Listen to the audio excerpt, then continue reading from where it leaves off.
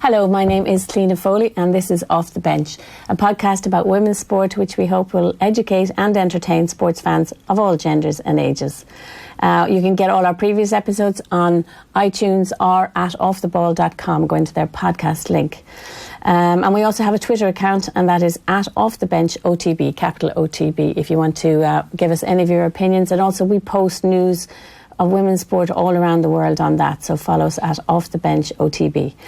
One of the reasons I set up Off the Bench was because I wanted to capture and find and capture, I suppose, the history of Irish women's sport, because women's sport has got so little coverage over the years, particularly team sport, women's team sport, that I felt a lot of the history has been lost, and I wanted to capture it and try and find it. So for that reason, we are really, really excited about today's guest, because she's not only the greatest female basketballer this country has ever produced, and it isn't just me who thinks that, but lots of people. She's the only Irish woman to play in the WNBA in America, and she's also the only Irish woman to coach in the NCAA in America. So she's just made history again last night. So Susan Moran, welcome to Off the Bench. Thanks for having me. It's fantastic to have you, and we're probably lucky to have you this morning because you might have had a late night. Tell us what history you made last night. Well, I got inducted into the Basketball Ireland Hall of Fame. And what was that like? It was unbelievable. First of all, the event itself was just well done. It was held at Croke Park, which was pretty cool. I said to some of my friends, the last time I was at Croke Park was the sit-down protest of 98. Oh my goodness, the fair play replay. I don't fair believe play, it. Yeah, so that was right before I left. I left here in 98. So were you on that pitch? I was on that pitch. I was definitely on that pitch. Good friend of mine, Emily Bryan. She would have played with me in the Sacred Heart. Her father was Willie Bryan. Yeah, famous character in Offaly. So we were all in, you know. So I did sit on that pitch. You were sitting on the pitch and protest. That is amazing. And so for my next time to be back getting inducted into the Basketball Ireland Hall of Fame was fantastic. Pretty great, yeah. Well, listeners, I should tell you, Sue and Siobhan Caffrey became the first Irish women to ever be inducted into Basketball Ireland's Hall of Fame last night. So that, again, is another milestone that you passed, and just a great honour, I'd say, for you. Well, something I didn't realise, to be honest. Like, they started talking, so I was, hugely honoured when I got the email saying I was going to be in. And I don't know why I would have assumed there'd be more women in there. Yeah, so all of a sudden they start doing the introductions last night, and they said to Siobhan, for this next 10 minutes, you're going to be the only woman in. I said, wow, I really didn't realise that we were the first women, so that makes it extra special, to be honest. It does make it extra special, and let's hope there's going to be a lot more of them. Siobhan Caffrey, anybody who knows anything about Irish basketball, another legend, played for Meteors for years, captain of the Irish international team, just a fantastic woman. So for us, it's brilliant to see that piece of history again being captured by Basketball Ireland, but it also gave us a chance because, let's be honest, Sue, I've been stalking you for a few years, haven't I? Stalking is a strong word. We've been in touch. I've been trying to get Sue on the podcast since we started, and that was December 2015. So we're really delighted to get you, and to be able to get you when Basketball Ireland had you home is even better. We'll talk briefly about your career before you went to America, but just to brief the listeners who mightn't know. Back in 1998, Sue was the star of Irish women's basketball. She was a schoolgirl. She scored 48 points in an Irish schools basketball final for Sacred Heart Tullamore, which was her home school and her home at the time. And then she went on and she scored in the same season 52 points, was it, in an under-19 cup final? It was definitely over 50. I didn't pass very much. I must have been terrible to play with. It was 52 points. So she and I actually Kieran Shannon, who did a list of the top 25 Irish women's players and Irish men's players recently. The last few years, you'll find it online. Sue was number one, and he said she could do it all at both ends of the court. And because she was so good, she got a scholarship, as people did, although you were probably amongst one of the first women to get a college scholarship in America. So you go to a place called St. Joseph's in Philadelphia. In Philly. You go to Philly in 1998, and you were an 18-year-old schoolgirl. I was, yeah. And, tell us about that culture shock. Yeah, it was just so different. The reason I did it was I knew at the time, in order to further my game, you know, a little bit on this end, it was more of a social thing once you got to the college age. Yeah. And for me to actually pursue just, you know, getting better and, you know, the dreams I had, I suppose, for myself, I knew I was going to have to do it. Now, what I didn't factor in was everything that was involved in that. Yeah. So over here, we practiced maybe twice a week at the Sacred Heart or whatever. All of a sudden, it was 6 days a week and early morning workouts and lifting weights. Like you never lifted weights? I had never lifted a weight in my life. Now, I had done push-ups, and which I strongly believe in still. Yes, yeah, push-ups, sit-ups, and I used to jump rope, and that was kind of my routine. So when I looked at these weights, you know, I thought they were mad. Yeah. 6 o'clock mornings. Sue, if memory serves me correctly, Sue was not an early morning Not person. a morning person. No. And not an on-time person. You were always late. Very much, yes. I laughed one of the first times I came home. I was playing with the Irish team, and Anne Ganley, my coach from the Sacred Heart, we were going to go out afterwards or something after the match, and I was in and out, first one out of the shower, and she's like, "Who are you?" Like, 'cause I'd be I would usually dragging my feet, but yeah, like, and that was like what they offered over there. You got punished if you were late. There was training. a discipline attached. There was an attitude adjustment. So there was running, or now I never really got one of those because extra running wasn't really up my alley, you know. But if you had been late for session, I remember reading back then, they would bring you in at 5 a.m. and You'd do a come in early and do a 3-mile run around the track, or sprints before practice, or sprints after practice, which was worse again because you've just done a 2.5-hour practice. And you go from being a huge fish in a tiny, tiny pond, and then you go into this college program, which was Division 1. You deliberately chose to go to a top Division 1 college.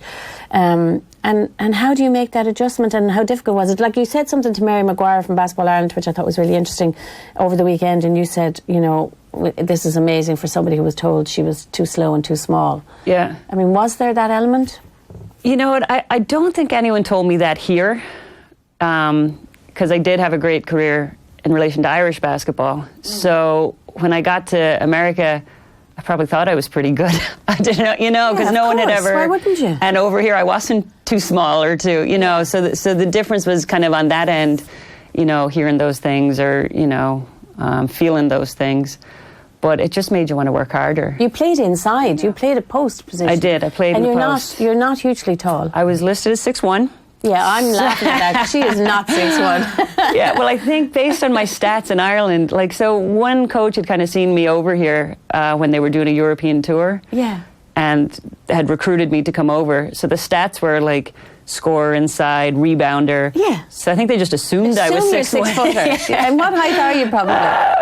I say 5'10". Yeah. Well, I would have said slightly maybe lower than that. But you always played. I mean, if anybody's ever seen Sue play, she played like a 6'2" person because she could jump and, you know, hang in the air, and her jump shot was amazing. So that is really interesting. But like, when you went over, were you suddenly playing with all these people who were taller and stronger and fitter than you? I was. The biggest transition for me was the strength of the game and the speed of the game. Like, everything just happened quicker. Yeah. So I came in as an 18-year-old freshman, and on the team there might have been, let's say, a fifth-year senior.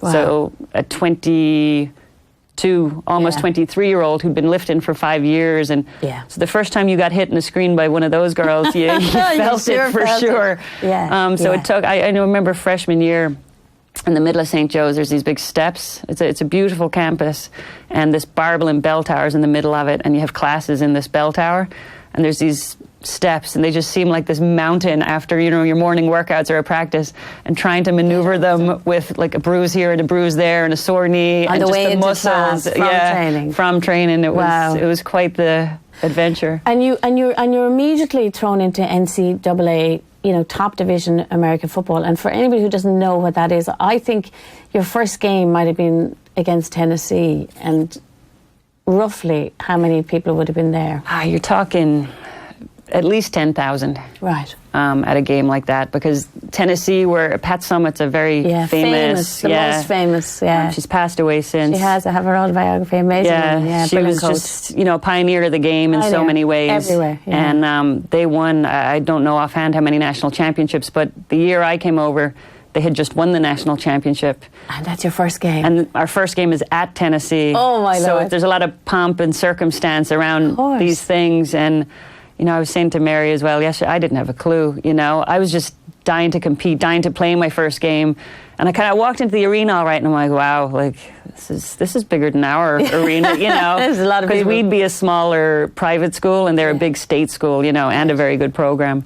So it was some atmosphere to go out there, and there were legends like Chimika Holsclaw, who went on to Catchings, like just other legends of the game, and they were playing for them. Playing for them. There's one picture where I'm guarding Chimika Holsclaw. It was in the paper afterwards, and I'm like, look at me, like they beat us pretty bad, but you know, we competed.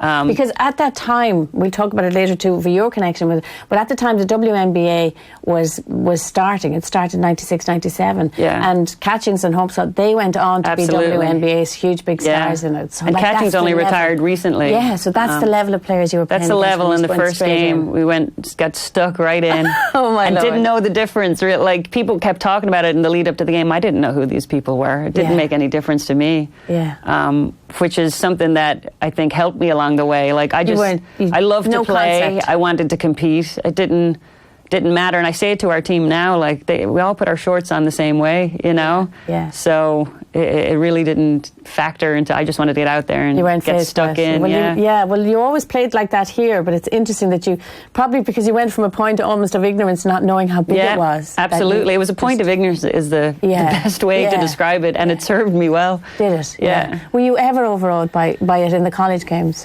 I don't think, you know what, I almost felt it more as a coach.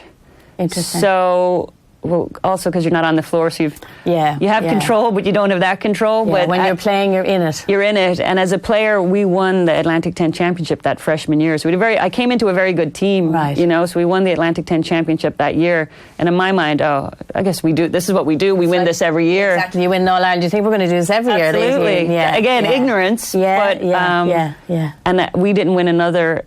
St. Joe's didn't win another Atlantic 10 Championship until I was a coach. Wow. So I had gone through my whole playing career, not won another one, and then through, 10, 12 years of a coaching career. And you didn't win. So that moment felt like... So that year you arrived was an amazing year for you. It was. And for people who don't know, in America, you win your conference, then you go to regionals, then if you're good enough, you go to nationals. How far did you go? You're the Lady Hawks, isn't it, St. Joe's? Were you called? We weren't called the Lady Hawks. No, were you the just Hawks? The Hawks. Yeah. And did you go, how far did you go after? We won right after your conference tournament, you either get into the NCAA tournament. If you win, you get an automatic bid. Yeah.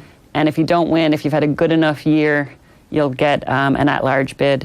So that year, the first year we won, so we had the automatic bid, got to the NCAA tournament. We won our first match. We're playing out at Duke, which was pretty incredible to be in Cameron Indoor. Yeah. We played Tulane in the first round, and we beat them, and we were by far the underdogs, you know. Yeah, you would have been relatively unknown. Smaller school. Yeah. So we beat them, and then we ended up playing Duke at Duke, which was a tough number, and they beat us in the second round. So wow. So it would progress then to the Sweet 16, Elite 8, Final Four, and then National Championship. So we got to the second round, which was... So and the March Madness, as we call March Madness, is that the last 16 normally? Is that March Madness is the whole thing. The whole thing. Is the so whole you thing. actually made March Madness. Once you're into the tournament, you are involved in March Madness. And that is so big in first America. and second year. Wow. So second year we didn't win the Atlantic 10 tournament. Right, but you got a nomination. We had a good season, so we got an at-large bid. Right. And I always remember this story. We were playing Texas, again, big massive state college. school. Yeah. We're playing them at Rutgers. They have these different sites you go to play them. And we beat them on St. Patrick's Day. Oh. So the big thing was, and I got my colors up a little bit. It was like, I had a good game or whatever. And it was like, it must be the look of the eye. I was like, there's nothing lucky about this. Like, I appreciate you acknowledging my Irish heritage, but the amount of work that went in to produce that win, So I remember getting my back up a little bit with this look of the Irish story. It was a nice story, and it's a great Americans enjoyed it for the media, but that's not the truth. But for me, I was like, there's nothing lucky about a win like that.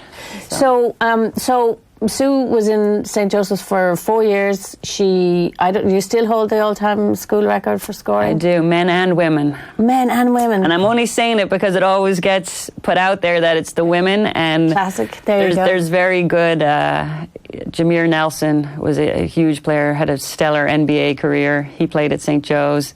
Langston Galloway is currently playing in the NBA. So we've had very good players over the years, but you still hold the still hold that record. Every time I see Jameer, I give it a little mention, and he appreciates it too. But so 23-point game average, I think, and record rebounding. And you played 122 straight games for them, didn't you? You know more than me. Yeah, I've done my homework, Sue. I knew you were coming.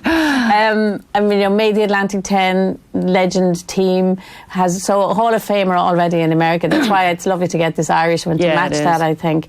And you.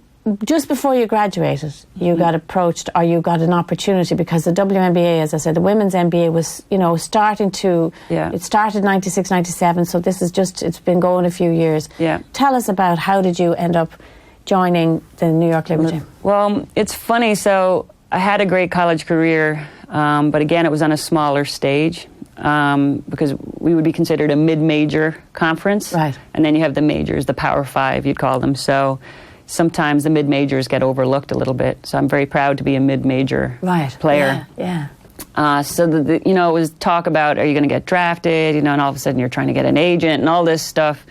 And the draft came and went, and I didn't get drafted. So I'm like, all right, there goes that. And did you go for trials? At that point, no. They kind of base it off coming around statistics, and they came to many games, and they scout you, and so they're kind of coming up with their picks and who they might do. So no, there's no tryout or anything at that point. So I wasn't drafted. And then maybe 2 days after the draft, to fill their training camps, they ask, they want other people basically to practice. Yeah. Oh, yeah, exactly. Exactly. Guinea pigs, get them in here. Yeah, and then, there's a chance, but it's a slim chance compared to who they drafted. So I got a call from New York, and they said, right, we'll invite you to training camp. And that was kind of the next tier. You get invited to training camp. So I got invited to training camp. So at that point, it was do or die, like it's... You're in there. How many more were like you that got invited to that training camp? I would say there was probably 4 maybe at the Liberty training camp. So you're in there filling out their roster. Basically giving them practice people, and hoping that you'll catch an eye. Yeah, it's a shot. And it's funny. It was a very unsettling time, because you're at training camp, you're going through these practices, and my particular coach, a lot of teams are doing double sessions. He just liked to go for 4 hours straight, which is good and bad. Some of the double sessions you have to warm down and then warm back up, so a bit of both. But, so you'd be Monday, Tuesday, and you have these practices, and then Wednesday, Sarah's missing. It's like, what happened, Sarah? And you get a call saying, come to the office and bring your playbook. That was your out call. That was a P45. So you're kind of arriving every morning being like, who's here? And selfishly, you're like, I hope Sarah's gone. I know. Because if Sarah's gone, I'm one step closer. This is the truth of professional sport. So that was just very, and you're just putting it in every day, because every day could literally be your last shot at this thing. Training camp was about 2 weeks, maybe a little over 2 weeks. Wow. So it's not terribly long. But every day you're out there. But every day you're out there hoping that you don't get that call to come. Did they play any games? We did. We had a couple of preseason games, which is actually one of my favorite memories from the whole thing. So the Liberty were based out of Madison Square Garden. No, MSG. I know. One of the most iconic sports venues in the world. It's so funny, because on my team was Teresa Witherspoon, yeah, who was a legend of the game. And I think when they put us up downtown Manhattan in these apartment hotels. Yeah. And when they put me up, I was in the really nice one, because I think they figured I'd get She's caught. not going to be there long. So she'll be out. So I was in with Teresa Witherspoon, and Becky Hammond. Was on my team. Now coaching in the NBA, but we'll talk about that later. So are you serious? We'd be walking to work. So I'd be walking from my hotel in Manhattan down to Madison Square Garden. But Teresa Witherspoon's getting stopped left and right for autographs, and I'm like the little Irish girl following in the back. Who's the kid following behind her. But it was great. So Madison, you got games? So Madison Square Garden, we had a preseason game. It was against Houston, and it was around my graduation time. So so it was this time of the year. I went back to Philly on the train so I could walk for graduation and everything. my parents were over because of graduation, and my Auntie Carmel, and we came back up to Madison Square Garden for this game, and it was kind of getting to the end of training camp, and it wasn't like I wasn't in. We had some other games before that, and I had gotten in early, and this game I just hadn't gotten in.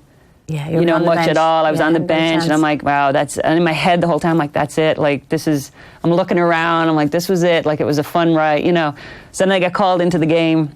And my dad, my dad goes nuts. Martin goes nuts. Mammy's like, Martin, sit down. Martin, and I can picture them like in the middle of Madison Square Garden, like Dad's losing it, and I get in, I get fouled, I'm on the line, and I'm usually so unaware of those things throughout my playing career. Like nothing really fazed me, but I could just see them and hear them because it was just this moment for me, And I made both free throws. It was just great feeling. Scored both? Yeah, I scored. Yeah. And again, I thought that was it. I thought it was all going to be over. How many minutes did you get in that game? I would say nothing, like 6 minutes maybe. Yeah. But then maybe 2 days later after that, they had the final cuts, and they called me into the office and said, congrats. I'm like, what? I made it. So it was just unbelievable, yeah. If I remember correctly, I think, did you rush back to your graduation just after that? Or no, the graduation was right before, in the middle of this whole thing. So you went back for the graduation and then went back? And then went back, and a couple of days later got signed, yeah. And I remember, because I knew who I was up against at this point, because it was, you had you knew who the starters were, you knew, and I was never going to be a star in the WNBA, but I wanted to make it. I wanted to make the team. So as it got whittled down every day, you knew who you were battling, and this is the reality. I always say, we want women's sport to be professional. We want women to be paid. We want equality. But we sometimes forget the harsh reality of pro sport and how hard it is. And you have to be careful. If you want to play pro sport, this is how hard it is. But you became a professional sports person, which in about 2002? 2002, yeah. Pretty unthinkable, actually, for any female athlete in Ireland. You got a shot. I did get a shot to play pro. Yeah. And I know nothing about what happened to you as a pro, because back then we didn't have access to the WNBA. We couldn't even follow it. Even online there wasn't stuff. It was very hard to find out how you were getting on. Yeah. What happened? Well, I was on the team, and I was pretty much on the injured reserve for the year, so I didn't really get to see much time or anything in my WNBA career. And when you say you're on the injured reserve, were you injured or what? I had a hip issue at one point, so that kind of was stopping me from getting on a little bit. And then there was kind of roster spots they would move around, and to keep they had all different ways of keeping a certain amount of people on the team. What size was the squad? We had maybe 12. Right, okay. Maybe 12. And I think they might be smaller now, the squads. Right. It's very, if I was coming out now, I think I would find it much harder to make a roster. Really? Even now? Just based, because you have a lot of younger players in the game, and every year more are graduating. Yeah. And the rosters are even smaller, like salary caps. It's the fact it's been around this long is brilliant, and it gives players a chance to play in America. But, salary-wise, there is no real equality in salary. So all these girls like myself are going overseas in the off-season. Yeah. So that's what I did. Like, most of my pro career was overseas. So you signed for did you ever get to play for the Liberty? Did you play much? Just the preseason games. Only preseason games? Do you go to all the games and sit on the bench? Oh, yeah. And how tough is that for somebody who's so good and I was so thrilled. Used to being I was thrilled. Were you? Yeah, because I knew just to be a part of it was so special. I was ready if my number was called. I was practicing every day with the best in the world at Madison Square Garden. So I wasn't begrudging by any means. I was thankful to have that chance, that opportunity. And our team were really good. Like, I came onto a team of veterans. Yeah. And we got to the WNBA finals that year. Yeah. So, I was the one on the bench who, after we won the Eastern Conference Championships, had the camera out. I have great footage. I'm going to show you at some point. The confetti's coming down. And so just to be a part of all that was special. Now, would I have given my right and left arm to be playing more and to see some time? Sure. But I kind of knew what my role was in the team. And you were travelling, probably you were travelling for games while you were doing all that. Were you still living in apartments in the town? In Manhattan, yeah. Exactly.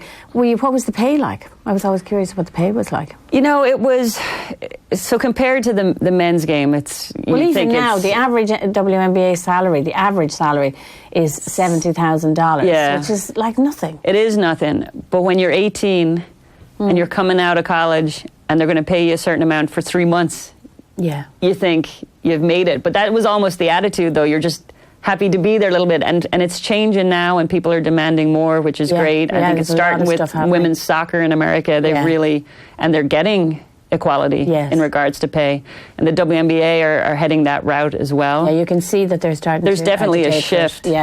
But again, as an 18-year-old, first job was playing in the WNBA, and they were paying you a certain amount for 3 months.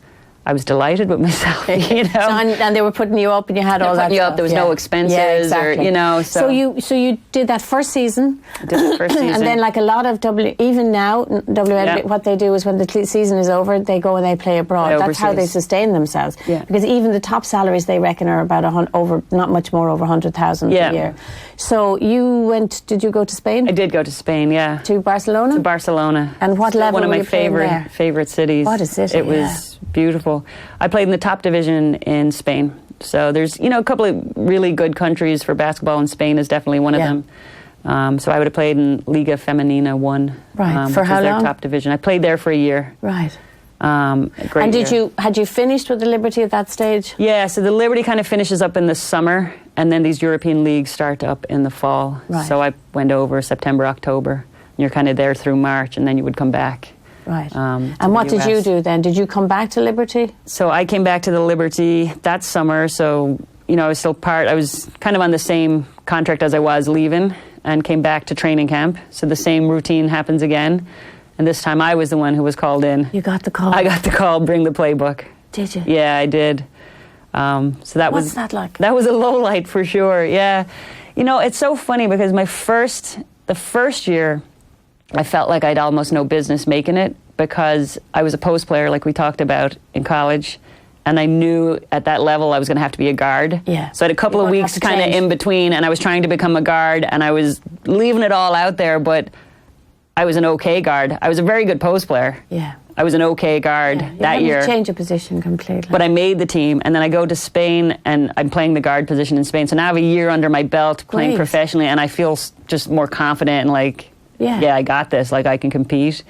And so to not make it that year was very disappointing, which is funny. I've seen the coach who cut me since, and we joked that, he said, well, I need a point guard this year. It was just a position thing. I need a point. I'm like, I can't go from being a post to a point guard. Point guard's like the quarterback. She's running the whole game. You're asking a lot, So that was his rationale for me not having a spot in the team. Like, they really needed a point guard for that other roster spot, and I wasn't a point guard. And I couldn't disagree with him. I was not a point guard. And so you walk out of that office. So I walk out of that office. Are we in Madison Square Garden still? You know what? They moved. We played at Madison Square Garden that year. They moved it out to Westchester. They built a big training facility for. So you walk out of that office. You're 23, whatever you are, 23, probably 25. Yeah. And what's your first thought? I'm just wondering what's next. I'm kind of. I guess I wasn't even thinking. I was very disappointed. You were shocked. I was, because like I said, this was the year I thought not only could I make the team, but I could maybe contribute. So that was my plan. Like, I knew that first year just chip away and.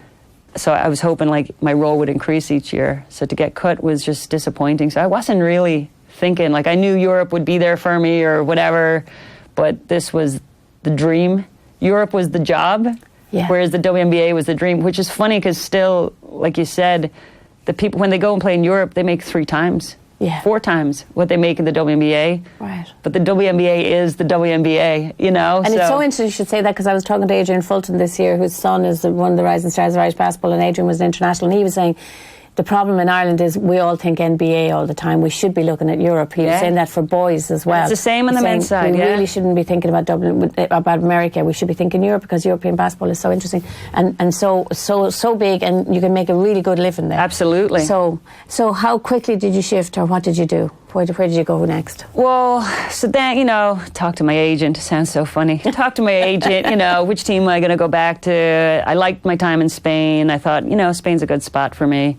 And in the meantime, my coach, Cindy Griffin from St. Joe's, said, come on in, we'll have a chat, And she says, I have an opportunity for you. Someone was leaving the staff at St. Joe's. And she said, would you ever think about coaching? Which is funny because it's not something I had ever really No, your degree in college was marketing. Was you marketing. Did marketing, yeah. Yeah, so you didn't do education, if you like. I pictured after my basketball career being some businesswoman, you know. Jerry Maguire. Yeah, something to that extent, yeah. And I said to her, you know, Coach, I'm not done playing. Like, I still had the bug. And I think to get over that disappointment of not making the Liberty that second year, I needed to play more. Because I wasn't going to finish on that note. You know, I wanted to go somewhere and do a lot of damage and feel good about it. So she was just wonderful. She said, listen, I get it. You definitely are still in playing mode. That's fine. We'd love to have you on staff. So here's the deal. You can come here and coach during the year. And then in the summers, there's a lot of good leagues in the summers in the Southern Hemisphere, so New Zealand, Australia. Yeah. You can go play wherever you want in the summers. And how would that work for you? And to me, it was like bingo. So I start this job that's more secure, like, because there's an insecurity, like playing professionally. Oh, it's wonderful, but you might get cut, you might get hurt. Exactly. You know, how many years you want to be living out of your suitcase? So the idea of a stable job, doing something I love, and then having the flexibility to go off and play the sport I love in the summers was just a win-win, you know? And in the meantime, in my brain, I still wanted to be Jerry Maguire, so I was going to get my master's. And when you work at these American universities, they pay for your master's education. So I said, great, I'll coach. I love basketball. And it's a job. Get the master's and go play. So it was like the trifecta. And I said, right, that's what I'll do. And Martin and Etna back in Tullamore, I'd say, were pretty delighted as well. And they heard you were getting a steady, kind of a solid thing. They were. I think their dream was always I would just come home and live in Ireland. Yeah, that was the only problem for them. This was dream too. Yeah. But, and how many years did you play in Australia and play? Did you play in New Zealand? I played New Zealand and I played in Australia. Right. So I did that for 2 seasons. And at that point I felt like, you know what? I've done my thing. I had great success in both those places and felt good about it and was ready to just, you know, settle a bit more. Like I was still kind of living with friends when I would come back and then, you know, I just wasn't settled. It's not as glamorous a lifestyle as you think. Now, I'm not complaining. I saw the world, you know. I don't know if I'll be to Australia again. It seems so far away at this point. But, you know, I got to travel the world, play the sport I love, get paid for it. And just have those experiences. So that's the good part of it. The other part is what's the unglamorous stuff? Well, the unsettling, like, where are you going to live? Like, should I have a stay? You know, all your friends that you went to college with at this point are 4 years, 5 years into a job, moving up the ranks. You're like, am I being left behind? Now you learn that you'll be working a long time, so you're not getting left behind at all. Yeah. They'll never have the experiences you had. But there is just that unsettling feeling of, you know, I'm not going to be doing this forever because monetarily I can't. You know, if I want to get a house, and if I was Brianna Stewart or, you know, maybe, but I wasn't of that caliber, right? I was a good player and I could make a living out of it, but if I wanted to do better than that, sports wasn't where I was going to make it, unfortunately. Wow. Yeah. Well, that's the reality, isn't it? Yeah. Like that's the level you're dealing with. Whether it's our soccer players going to America, we get a lot of young female soccer players go to America, and that they all have that experience as well. Whereas, you know, you're up against the best. You've got to make it or decide you're going to go another way. So you ended up coaching, and you're still coaching. So I am. It's funny because it wasn't something I wanted to get into. Yeah. And like I said, I had these friends moving on and they were doing this, doing that. And I was coming home every day being like, oh, I love my job. Like, it's so great. And I was watching these people, you know, being like, I hate my job. I'm sitting behind a desk. And in my mind, I was doing my master's the whole time. So once I graduated with the master's, the idea was to move on to the business world. Yeah. And all my friends who were involved in the business world were hating every moment of it. Interesting. And here I was being like, wait, I love what I do. I like going to work. I could just do this. And it was just a moment of clarity, I suppose. And then I decided to stick with it. So 16 years later. You are coaching? I am coaching. What is your title? So I'm the associate head coach at St. Joe's. Right. Until June 1. Oh, right. Okay. So I'm making a bit of a move within the staff. So I'm staying on the staff at St. Joe's, but I'm going to become the director of recruiting operations and personal development for the kids. So I had a baby, Miss Ashlyn. And who's 14 months old. 14 months old, running around Crow Park yesterday, loving every minute of it. ate a lot of sugar, which is probably not very good today for Daddy. She's on the roof somewhere. But yeah, just, again, there's a commitment, to sports, even as a job. Like, it's not a 5-day-a-week, 9-to-5 job. We're talking 7 days a week, and 5 of them you're out on the road, either recruiting or playing. So, like on let's say the worst case scenario was maybe a Monday I'd be gone recruiting, and then we'd have a game in Rhode Island on Wednesday, so I'd leave Tuesday night with the team, and then we'd have the game Wednesday. So you're not home Tuesday, you're not home Wednesday. Thursday you're off, but try do some work with a 14-month-old running around. Exactly, so you're not off. Friday you're home. Saturday you might leave for a game in St. Louis. Leave Saturday, hopping in a plane, then Sunday you have the game in St. Louis. Now that would be a particularly bad week with 2 away games. But you're talking, 7 days a week for the season, and the season's long. College season is very long. College season is long. Like, we start practices in October. And you finish? Starting in October, no weekend plans. Like, we practice every weekend, and you finish in March. Yeah, it's a long season. So for me, just priorities have shifted a little bit, and so I'll be, again, I'm on the staff, and I'll be working very closely with everyone. And it's something we talk about here all the time is like, why don't we see more women in coaching? Is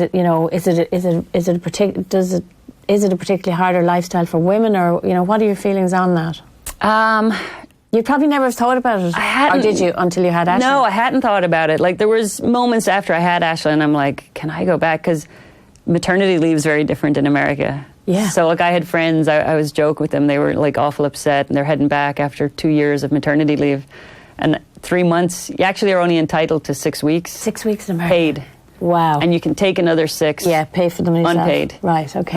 Whereas here it's 6, and then you can extend it to a year, 9 months you can add on. Yeah. It's 6 weeks. So at the, when I was handing my 3-month-old to a daycare, I'm like, what am I doing?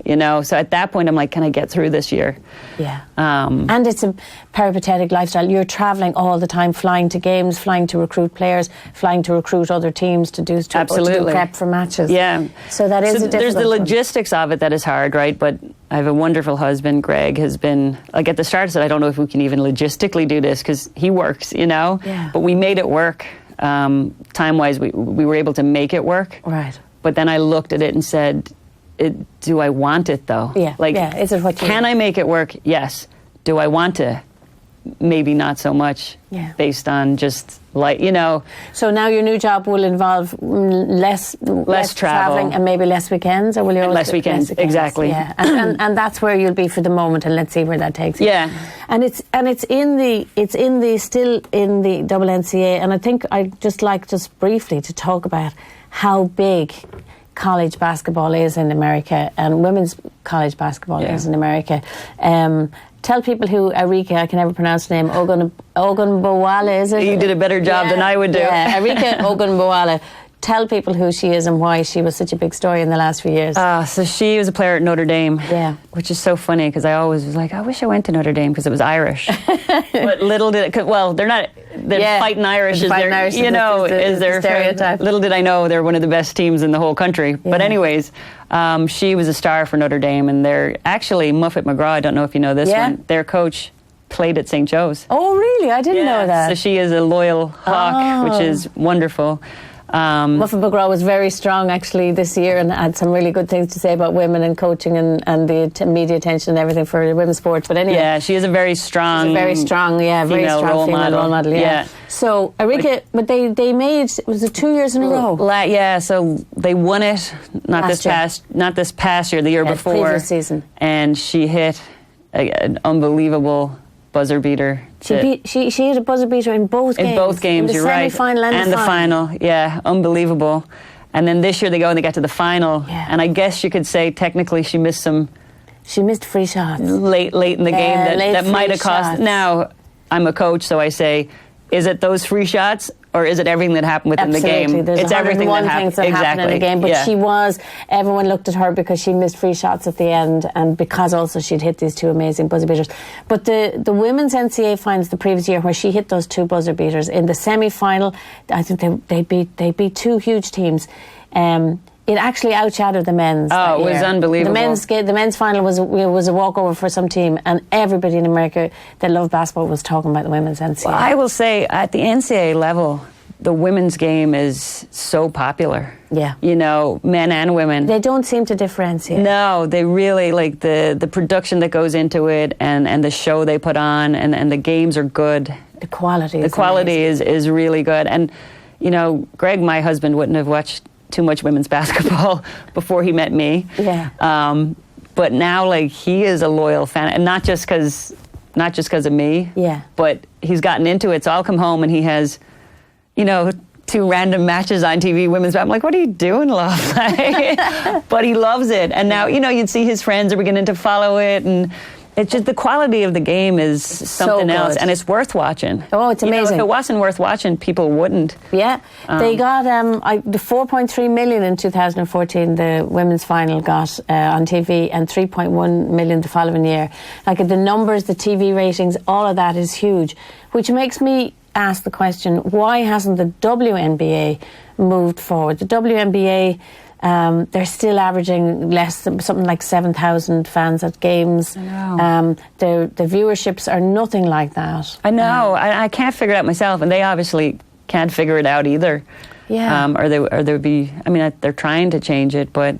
Is it that alumni thing? Is that you know, it's a bit like, I think sometimes with American colleges and school stuff, it's like the GAA. You're so loyal to your parish, your club, or your college, and you went there, or you had family connections with your college, whether it's St. Joseph's or whatever it is, and people will follow them. But they don't connect maybe to a professional women's, you know, that doesn't have a huge, long history as well. Yeah, either. no, that's a very good point, and I think you're onto something in that regards. Yeah. Do you see it changing? I do. I think, you know, the NBA are trying to help it. They're kind of piggybacking on the NBA. I think that can help. Not every club has an NBA male equivalent. Some of them, about half of them. There's about 12 clubs, about half of them have, yeah. But that definitely, you know, it definitely helps. You don't want to be piggybacking all the time, but if it helps the game and grow the game and the exposure, that's great, you know. I don't know what's going to happen with it. To be honest. Is social media, which we see in Ireland, is building a new, certainly widening an audience, we think, for women's sport. We don't know how long. Maybe I have big arguments over, you know, how is it doing it? Are we in a bubble? Is it a vacuum? But do you see it making a difference in American sport? Or you said to me coming in today, you really see in Ireland there's a big push for women's sport that you don't necessarily see in America. Yeah, no, the social media presence is there. And I think that will help grow the game. You know, I just had a daughter, so I'm all over this stuff. Any of these stories about women who are either overcoming something to make this team, or like the work they put in to build a champion, you know, their stories they have out there in the WNBA. Like, as a mother of a young girl, I'm going to be all over that. So I think that stuff is definitely helping. Do you see it on TV? Not so much TV. Really? No, they don't get the TV coverage. Right. To be honest. I think social media they do. They have their own WNBA app where you can watch games. Yeah, you can stream stuff. But you're not really sitting in a restaurant or something and looking up and seeing, which is the difference, I think, with the NCAA tournament, because they really do cover the games, men's and women's. You know, you could always flick, and there's another game on. And at that time of the year, people just want to watch basketball because it's March Madness. It's March Madness. So I think that the TV presence is probably what they're lacking.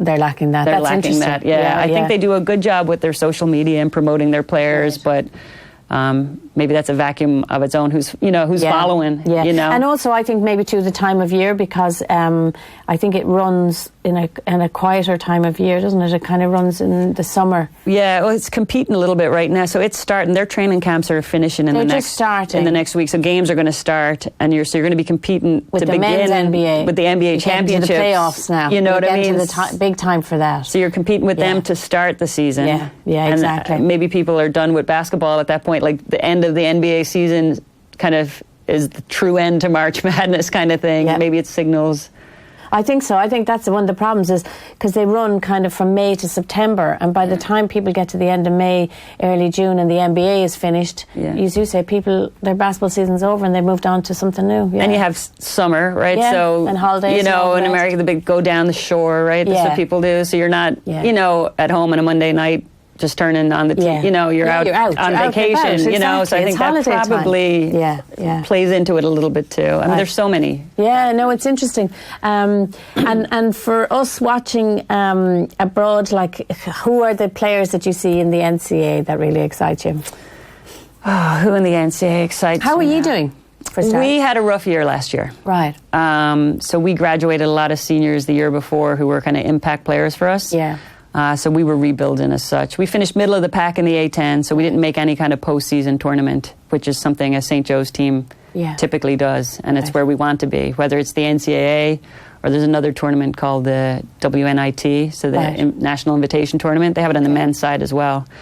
So we'll usually be playing some sort of postseason this season. And if you don't get to postseason, does that affect your budget or does that hold up? It doesn't affect your budget. It could affect your job, I suppose. Right. You know, you don't want to go too many years without making a postseason you know, because it is the same, you know. It's a professional job. It's a professional job, so you're relying on 18 to 22-year-olds to perform for you to continue having success and so that the school sees you as still employable, you know. Do you follow the NBA? Do you follow a men's team? Does it have to be Philly? It has to be Philly. Because to be honest, I don't follow teams like that over there. People laugh at me like my husband's a mad Eagles fan. Right. Philadelphia Eagles, and they won 2 years ago, so it was huge. Yeah. So I'm definitely on the bandwagon, and I love it because everyone's extra happy when they're doing well, you know. And it's almost the same with basketball, like. Obviously, I know I don't know football. Yeah. I know basketball. Yeah. But I didn't grow up.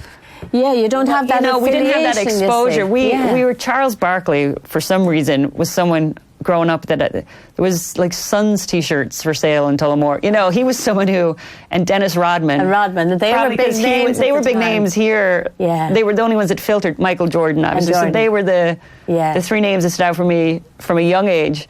But I didn't like get behind their teams or, you know. Yeah. So I'm all about the Sixers. They had this huge rebuilding process and it's kind of fun to watch and I definitely want them to do well. It's great for the city. Of course, it must be, You know, deep down did I grow up, like the other people are just fanatical about it. That's in their blood. I don't have that fanaticism attached to it. Yeah. But do I love the Sixers and do I love when the whole city is, you know, getting behind someone and alive and the playoffs are on and there's always something to watch and do. Like, I love that. Where do you stand on, is it James Harden, the guy who's been shooting the big, huge scores, the guy who's shooting 60 points a game, is it this year? You know, he's breaking, this guy in America, he's breaking the shooting records and people are saying, but, you know, he's too selfish, he doesn't pass the ball. I just think that's people said that about me too. Well, it's an interesting thing about about scores, and then also he has this way of winning fouls. Then people are saying, he puts his feet forward and he wins fouls or whatever. Do you want to see people shooting big scores, or are you much more analytical when you're watching basketball? I don't mind either way. Like, I would assume that it's part of the team process, you know. If it wasn't, they could probably pull the reins in a little bit. Yeah. I don't mind if he's making 60 points and they're good buckets to watch, because I think basketball's a beautiful game. Yeah. I don't mind who's putting them in. It could be all one person, it could be the whole team. It doesn't matter to me once the game is being played. Right. You know? And do you think, I watch the NBA now and I think, does nobody play defense anymore? No. I mean, now they do. The playoffs, they do. Have you noticed a difference? I haven't, but my eye isn't good enough. But that's interesting you should say that, because now there's lots of Irish people watching the NBA and going, oh my goodness, they're all amazing. And I'm going, hold on, they don't defend anymore. Like, you know. Yeah. Well, they have. Pippen and people used to defend. Scottie Pippen was another name I missed. Was a great player. Yeah. But do you think they're starting to defend more? Well, I think they start this time of the year. I think if you go to a game early in the season and stuff, you're not, you know. I remember on my recruiting visit to St. Joe's, it was a huge deal. They brought me to a 76ers game. And I remember like being ready to be so wowed by it. And I was wowed by the stadium and the theatrics surrounding it.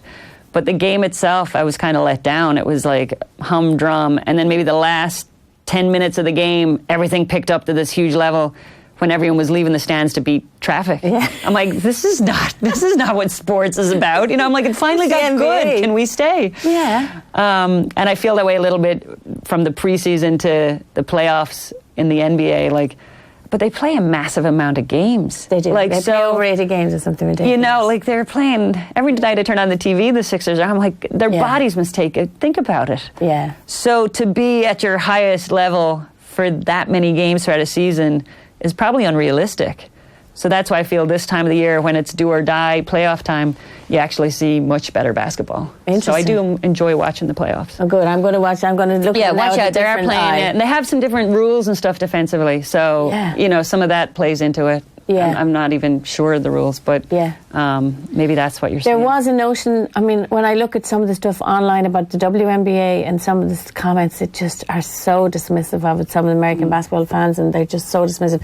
And there was a notion at one point to lower the rim. Do you remember? I know, yeah. I mean, what's your... The Very notion anti. was lower the rim so that we can see women dunking and then we might get excited. Yeah, basically. First of all, there are women who can dunk at the moment, which is pretty unbelievable and pretty cool to watch, but the game isn't about, even when I watch the men's game, you see a dunk here and there, it's nice. But the game is so much more. You look at that Spurs team, you know, they just pass the ball, there's a rhythm, there's, it's just like, it's almost like a dance, right? Like, you know, a pick here and I don't even know how to describe it. I think it's just such a beautiful game.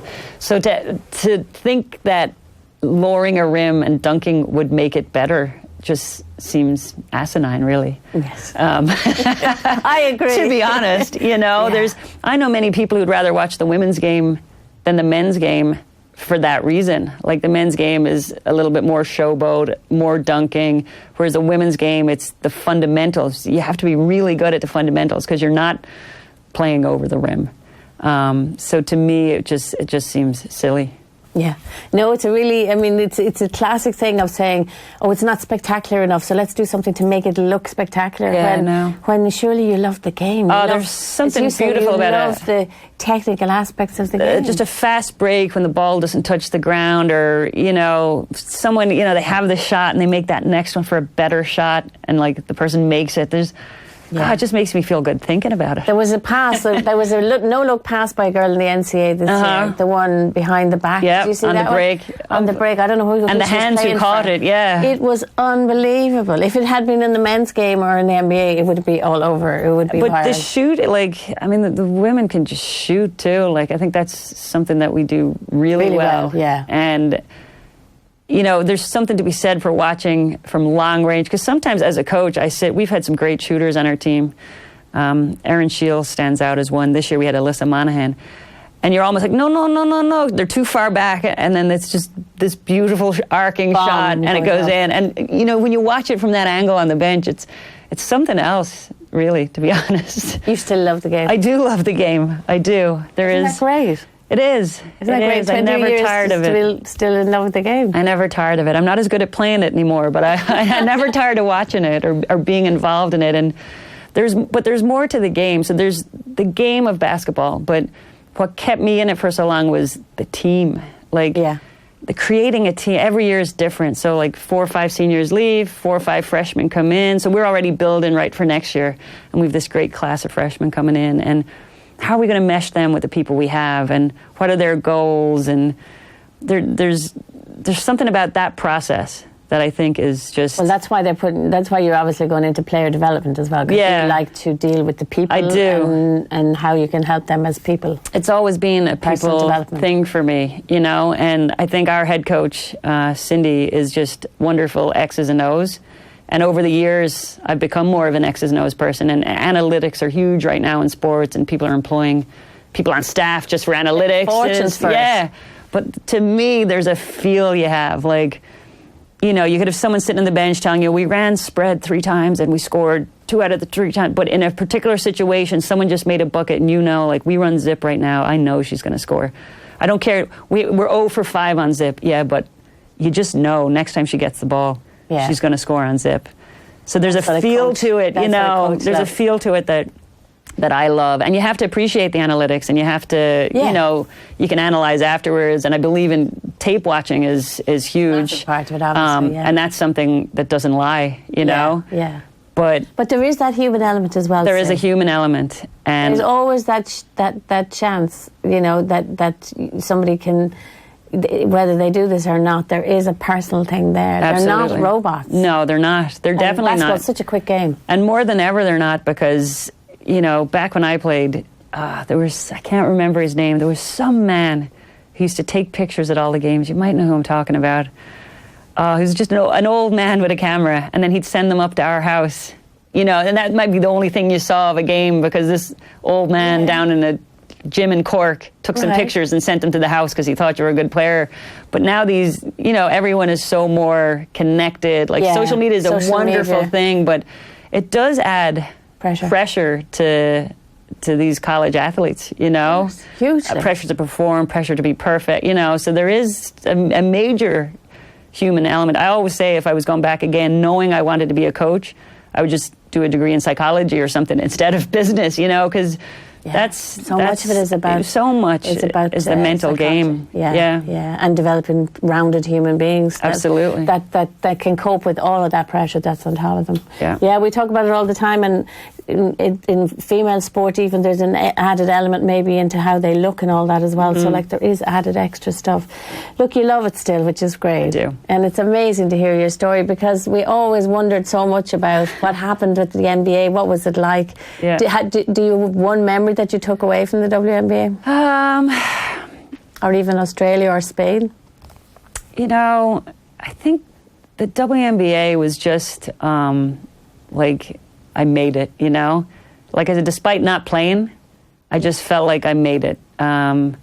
Because that did actually pick up some, at the time, media attention here. So I'm like, wow, people care. Yeah. So to feel that was great, and just to be involved in that whole process. Yeah. And I think coming from someone who didn't get drafted, and it was against the odds, really. Really against. And I'm all about beating the odds. I love the underdog story. I'm that person. So that was pretty satisfying. Well, for me. And we should tell you before we let you go, she was a very, very good tennis player. Played for Leinster, played for Ireland underage. So it could have been tennis, but probably one coach down in Tullamore in school, Anne Ganley, changed your life maybe. She did, yeah. I mean, tennis was definitely my first love, but like I said, the team element of basketball, we were a bunch of tennis players, and we said, right, so this Anne Ganley, we've got Anne Ganley, she wants to start a team, sure, we'll play some games, and we never really played basketball before.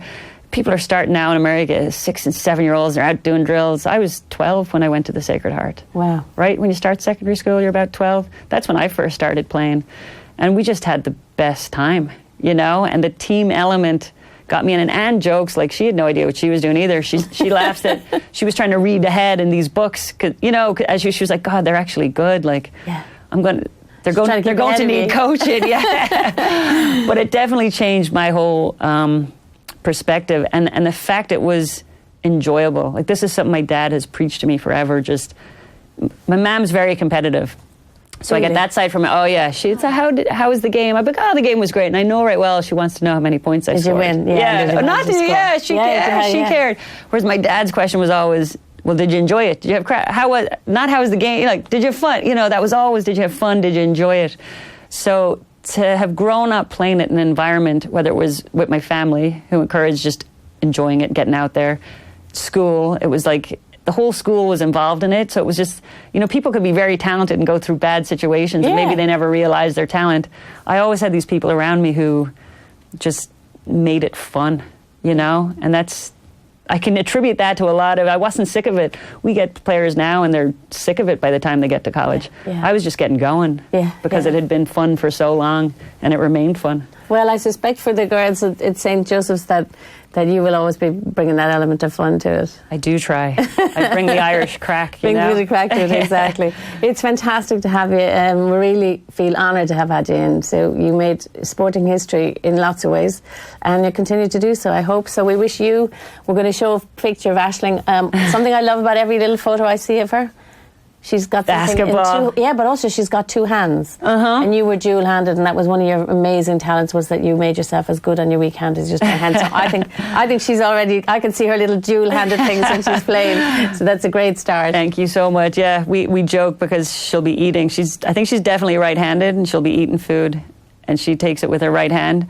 I keep putting it over on the left side. People are like, Susan, seriously? I'm like, no, it's good to be both. Listeners, Coach Sue. That is all you need to know about Sue Moran. That is all you need to know. We leave it there. We congratulate you and Siobhan Caffrey on your induction into the Irish Basketball Hall of Fame. We wish you all the best. Thank you so much for having me, and thanks for promoting women's sports. Like I said to you on the way over, now on my feeds, there's just so much more of it. I was looking at pictures yesterday of all the girls and with their camogie sticks and their communion outfits. Warmed my heart, because, you know, as women, sometimes it was, you know, being a sports star wasn't your aspiration. But as I look at this younger generation coming up, like, there's something powerful attached to being good at what you do and succeeding at sports. And, you know, you want that, because afterlife, so you're going to get a job at somebody, you need those skills, and I think sports builds them.